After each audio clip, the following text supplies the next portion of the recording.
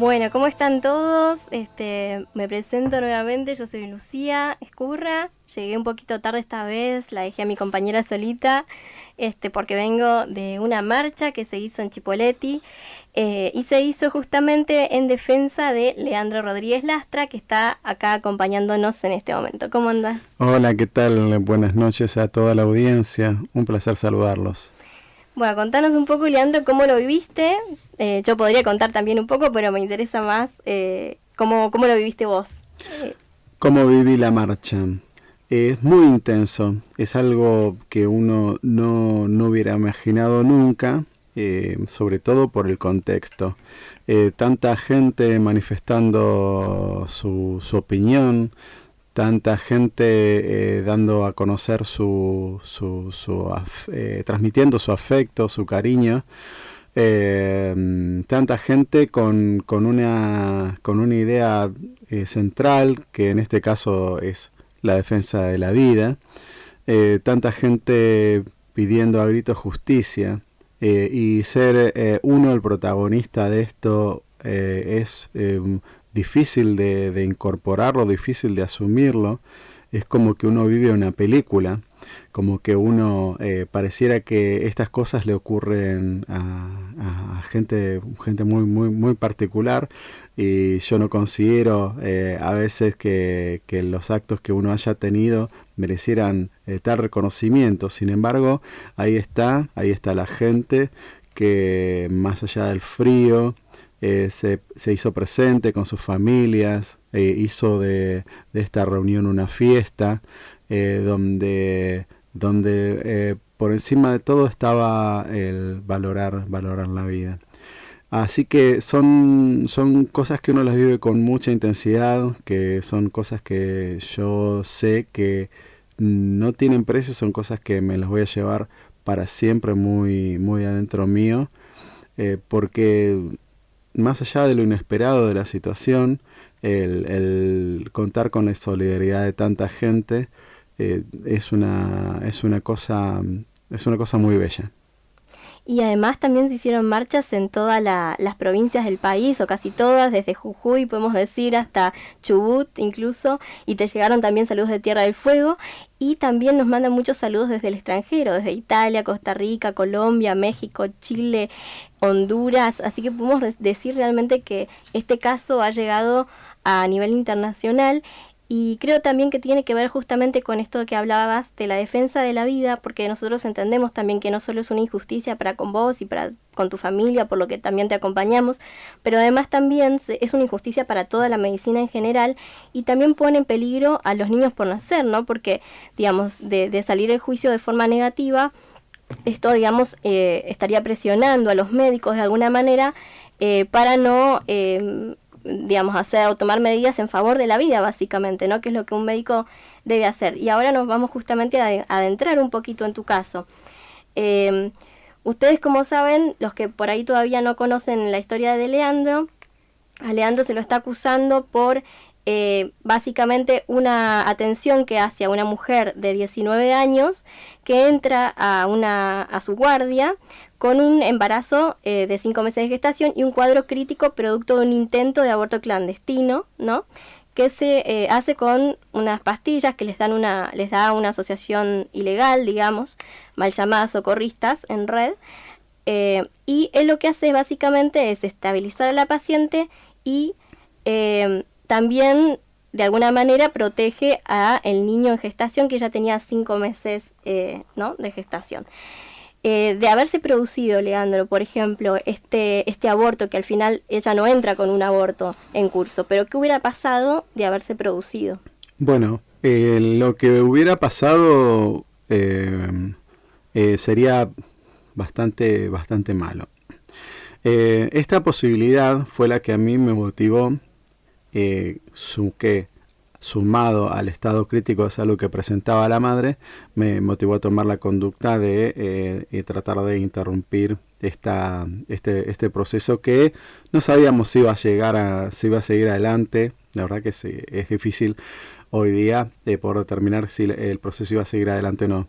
Lo cierto es que tomé medidas farmacológicas para revertir esta situación, porque Si esto seguía, si esto evolucionaba, si este cuadro evolucionaba, iban a ser un niño de 500 gramos aproximadamente, un niño como un bebé normal, como los conocemos nosotros. Cerramos los ojos y imaginamos un bebé, pero bien delgadito, porque todavía no desarrolló suficiente tejido adiposo, bien chiquitito, con su piel frágil, con los órganos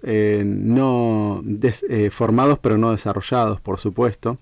Y este niñito de 500 gramos, completamente formado e inmaduro, iba a tener que ser sometido al cuidado de los neonatólogos, que le iban a tener que intubar, que le iban a tener que canalizar, es decir, ponerle cañitos a través de sus venitas, lo iban a tener que internar y lo iban a tener que asistir en pos de su supervivencia que se iba a ver bastante condicionada si esto ocurría, supervivencia que se iba a ver si sobrevivía, se iba a ver también coartada, porque estos niños prematuros extremos suelen tener muchas secuelas, muchas consecuencias para su vida cuando salen de estos procesos, como ceguera, sordera, retraso mental,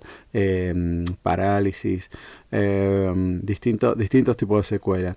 Así que esto era la posibilidad en cuanto concretamente al niño en sí, y para su madre, como dije recién, el peligro cierto de vida. Bien, y por ejemplo, una cosa que me parece importante remarcar es que a vos no se te juzga por lo que pasó posteriormente a esa atención que vos diste, sino específicamente por lo que pasó ese día, porque la atención posterior se resolvió, si entiendo bien, con un conjunto de médicos, o sea, por lo tanto, sí. No te podían juzgar solamente a vos por ese motivo, porque incluso hasta acompañó al Ministerio de Salud y una jueza de familia, ¿verdad? Eso es así. El hecho de que esta situación desde lo legal es bastante compleja. Por lo tanto, el Ministerio Público Fiscal, a los fines de simplificar, dijo, no juzgamos por lo que pasó después de aquella fecha donde la paciente ingresa a la guardia, que fue el 2 de abril de 2017, sino solo por ese día. Como bien decís, si lo que ocurrió después no fue solo una decisión mía, hay que destacar también que el resto de los médicos, la doctora Custillo, quien recibiera la guardia al día siguiente, y el resto de los médicos que sucesivamente fue recibiendo a la paciente, no tomaron otra determinación. Es más, cuando la paciente tuvo que ser derivada en un momento en que repitió ese cuadro, fue derivada al hospital de General Roca.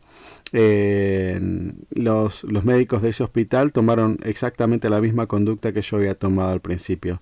De manera que, para evitar todo esto, estimo yo que habrá sido con ese fin, el Ministerio Público Fiscal decidió centrar toda su acusación en aquel 2 de abril del 2017, diciendo que yo, con la medicación que le di a la paciente, lo que estaba haciendo era revertir un cuadro que estaba en proceso, cosa que es bastante cuestionable desde el punto de vista médico, pero sin embargo, en la medida de que los testigos se fueron presentando y fueron declarando, quedó bien en claro que la conducta médica era la que se debía tomar.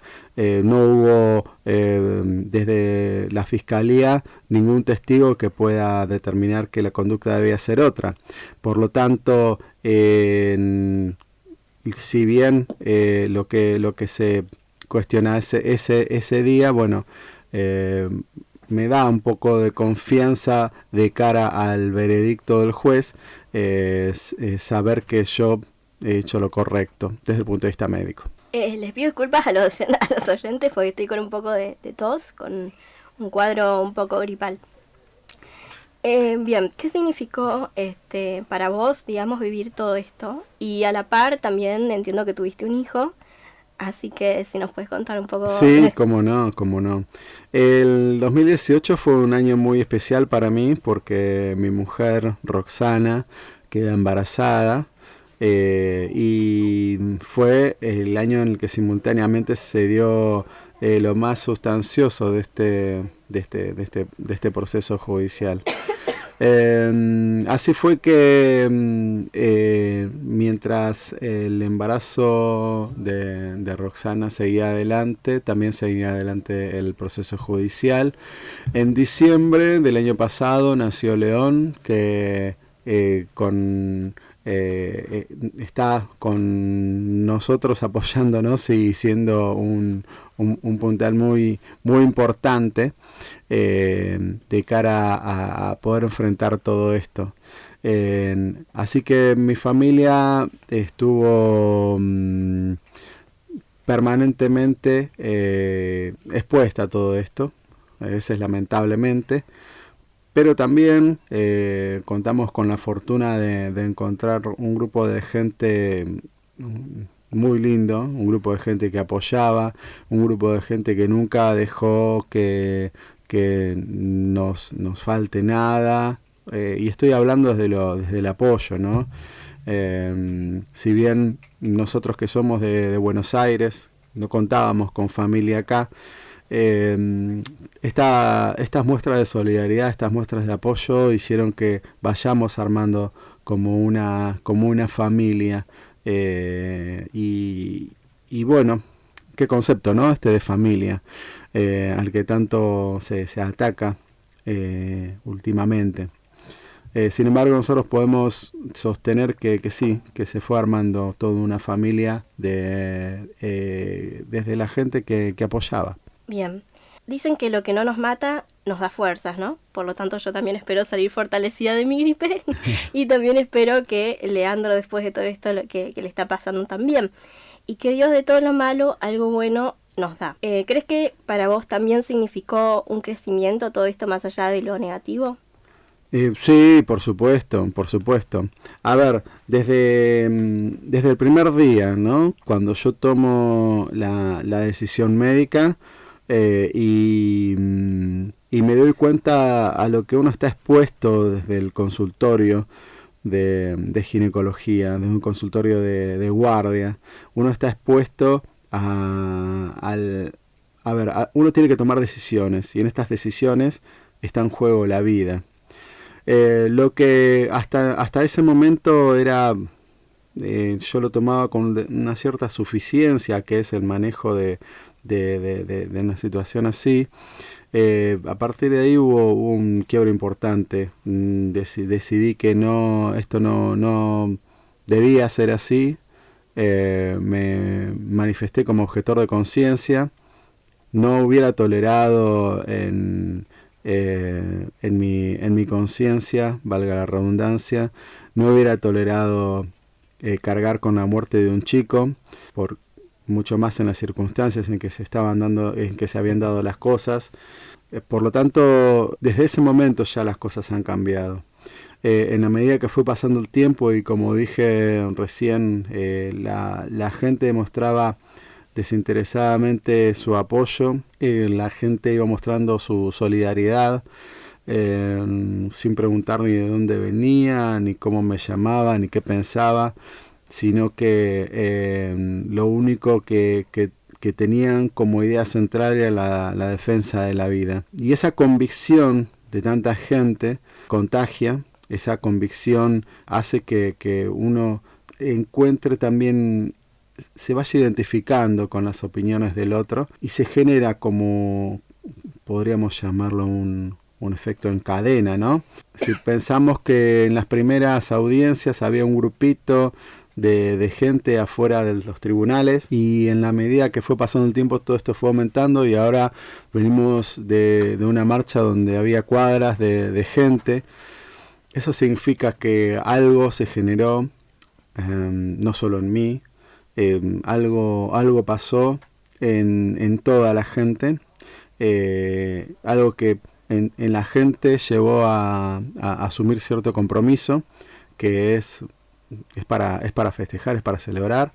Y en mi caso personal, me llevó a comprometerme también muchísimo con el tema de la defensa de la vida, a darme cuenta de que las cosas, como la toma, con la liviandad que la toman ciertos sectores de la sociedad, de la política, con esa liviandad de hablar de la muerte de un nonato,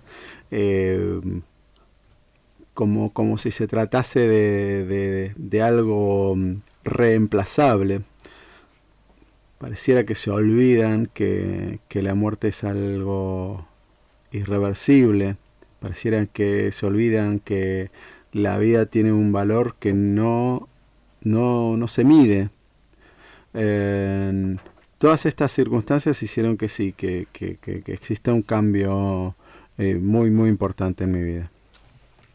Y a la par, como contábamos, también transitando lo que fue el embarazo de tu hijo, porque de alguna manera uno como padre también lo vive, lo transita, ¿no? Sí, eso es así. Yo había atendido infinidad de partos y cesáreas hasta el nacimiento de mi hijo. Una de mis especialidades es el análisis, la realización de ecografías y la evaluación ecográfica de los embarazos. Lo he hecho infinidad de veces, pero cuando vos ves en esa ecografía que lo que se está moviendo en el vientre de tu mujer es el fruto del amor, cuando estás viendo ese corazoncito latir, que en cierta manera sentís esa pertenencia, ya no es una ecografía más. Cuando acompañas a tu mujer y pones la mano en su panza y sentís esos movimientos, que lo he hecho infinidad de veces con cualquier cantidad de pacientes, pero esos movimientos de mi hijo en el vientre de su madre, yo los tomaba como mensajes, eran como que me comunicaba con mi hijo aún antes de nacer, aún sin que hayamos definido su nombre porque lo hicimos a último momento. Y eso que era tan cotidiano para mí tomó otro matiz. Y ni hablar con el nacimiento de León, que fue algo sublime, algo que no tiene nombre. Así que simultáneamente con el cambio de paradigma en cuanto a lo que es la atención médica y lo que es el valor de la vida, hubo también un cambio de paradigma mío personal, de cara a lo que significa dar vida, lo que significa tener esa vida en manos, y lo importante que es para nosotros como padres, esa respiración de ese chiquito, que con los meses se convierte en sonrisas, en miradas, y en esa comunicación silenciosa que solo es comprensible, solo se puede comprender con lo irracional, con lo incomprensible, que es el amor que uno siente hacia su mujer y hacia su hijo. Bueno, y qué lindo esto que nos contás de cuando escuchaste latir el corazón, ¿no? Porque una de las cosas justamente que muchas veces hace que las madres conecten con sus hijos, incluso hasta dejen de lado la idea de poder abortar, es justamente escuchar el latido del corazón o ver una ecografía. Sí. Y muchas veces los lugares donde se hacen abortos justamente son dos cosas que, por ejemplo, intentan que las mujeres no vean, ¿no? Sí, definitivamente. Para que no encuentren esa conexión finalmente, que para ellos significaría un aborto menos, lo que significa un negocio menos en el fondo. Sí, así pareciera. Dentro del transcurso de estos sucesos, uno también empieza a a ver más de cerca estos conceptos que se hablan del aborto como negocio, etcétera, cosa que en un momento lo veía lejano, pero uno no le encuentra otra explicación a este movimiento, ¿no? Yo puedo asegurar que así como he asistido a abortos durante mi vida profesional, en cuanto uno habla con las pacientes y les explica cuáles son las alternativas, en cuanto uno habla con la paciente e intenta a través de distintos trabajadores como asistentes sociales, psicólogos, cuando uno escucha a la paciente, y esto doy fe de eso porque me ha ocurrido más de una vez, la paciente no apela al aborto. Y esto es muy importante que tengamos en cuenta, porque acá nos quieren hacer creer que a partir de nombrar esto como derecho, todo el mundo accede a eso. Entonces la primera consulta de una mujer con un atraso menstrual es, hola, ¿qué tal? Tengo un atraso menstrual y un test de embarazo positivo. Ah, ¿lo querés tener? No, es una locura eso. ¿Cómo le vas a preguntar lo querés tener? ¿Cómo le podés decir tan abiertamente, dejar la puerta abierta para una interrupción del embarazo sin escuchar a la paciente, sin empatizar con la paciente, sin darle alternativas en caso de que la paciente diga, tengo tal o cual complicación en mi vida? Es una aberración lo que está ocurriendo, y eso es frecuente, y no es que se me ocurre a mí ni me lo contaron. Es escuchar a las pacientes que vengan angustiadas al consultorio en donde uno atiende, y que le digan, doctor, ¿a usted le parece que me dijeron tal cosa? ¿A usted le parece que me dijeron lo querés tener? ¿Cómo no lo voy a querer tener? Y claro, ven a chicas de 17 años y consideran que, no sé, tal vez ellas no tendrían un chico de esa edad y nadie merece tener un hijo a esa edad. No sé cuál será la lógica de esta gente, pero es una lógica muy, muy equivocada.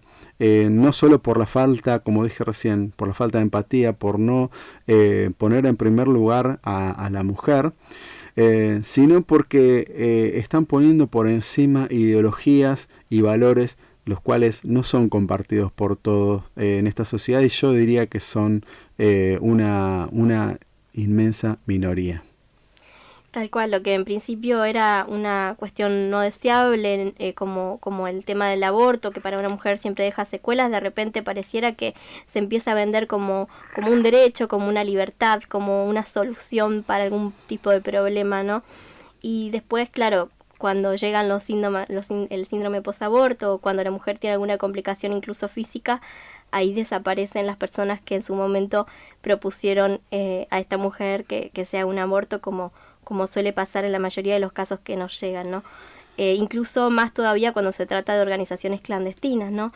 Que tanto escuchamos que dicen que el aborto se tiene que legalizar para que deje de ser clandestino, pero al mismo tiempo vemos que las mismas que dicen que el aborto tiene que ser legal son las mismas las que terminan produciendo esos abortos clandestinos, incentivando a que esos abortos clandestinos se hagan y poniendo en riesgo la vida de las mujeres, y también situaciones como esta que te tocó atender a vos, en donde ya el niño ya tenía 5 meses de gestación y tenía también que ser atendido por los neonatólogos después de que sucediera algo como estas mujeres de alguna manera casi logran que suceda. Entonces la verdad que llama mucho la atención que hoy seas vos el que está siendo juzgado, y mientras tanto esta mujer que dice ser violada y el violador no aparece, o de alguna forma algo se dijo en el juicio, pero nadie lo está de alguna forma persiguiendo ni intentando investigar a ver qué pasó ahí, qué situación familiar hay en la historia de esta chica, ni tampoco a las socorristas en red, que son quienes hicieron ejercicio legal de la medicina y pusieron su vida en peligro. El que está siendo juzgado es el que la salvó de un aborto clandestino y el que también salvó al hijo, ¿no? De 5 meses de gestación. Entonces estamos realmente, como muchos dicen, en el reino del revés, ¿no? Sí, definitivamente. Escuchándote atentamente vemos que hay una contradicción tras otra, ¿no? En esta gente, una paradoja tras otra. básicamente por lo irracional. Esto carece de total raciocinio. Hablabas recién de que dicen defender la vida y ponen en peligro la vida de las pacientes. Es una contradicción en sí misma. Dicen defender la vida de las pacientes y están atentando contra la vida del neonato, de quien no nació. Dicen que están a favor del aborto legal, sin embargo su comportamiento y su actitud es ilegal. Dice la legisladora que defiende o que dice defender a las mujeres y a la ley, dice defender la ley, sin embargo cuando menciona ella misma a estos grupos que actúan de manera clandestina, mira para otro lado. Dice la fiscalía que yo violé una ley, sin embargo no hubo fiscal que actúe de oficio ante tamaña prueba de ejercicio ilegal de la medicina. Es una contradicción tras otra. Eso es lo que en cierto modo pinta el panorama, es lo que hace el resumen de esta gran locura, de este gran sinsentido. Es la contradicción permanente. Esa contradicción tiene un fundamento, tiene un porqué, y el porqué está claro. Solamente un sinsentido, solamente un pensamiento irracional puede poner por encima de la vida a la muerte. Comparto totalmente. Bueno, dejamos el cierre porque se nos acaba el tiempo. Nos gustaría seguir hablando un rato más, pero ya estamos más o menos en la hora para ir cerrando.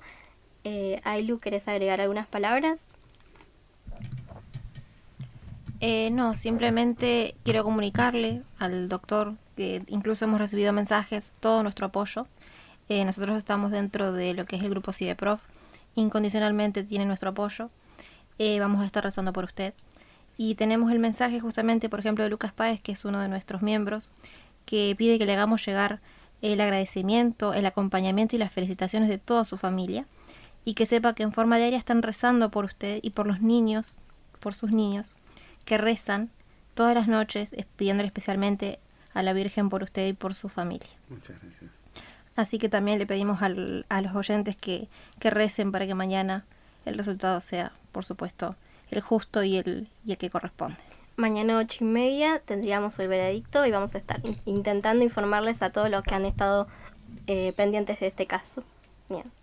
Bueno, muchísimas gracias el mensaje de Lucas, muchísimas gracias a toda la gente que apoya y también a la espera de un veredicto favorable y bueno, con toda la fe y agradeciendo a ustedes en particular por permitirme hablar.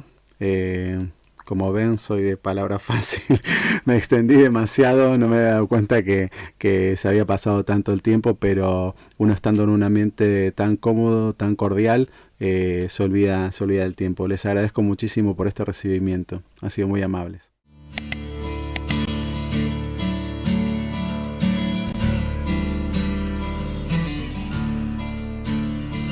Estamos aquí para pelear por aquellos que gritan sin voz. Aunque no esté de moda, no sea tan cool, con un dedo no tapas el sol. Quisieron vender una falsa verdad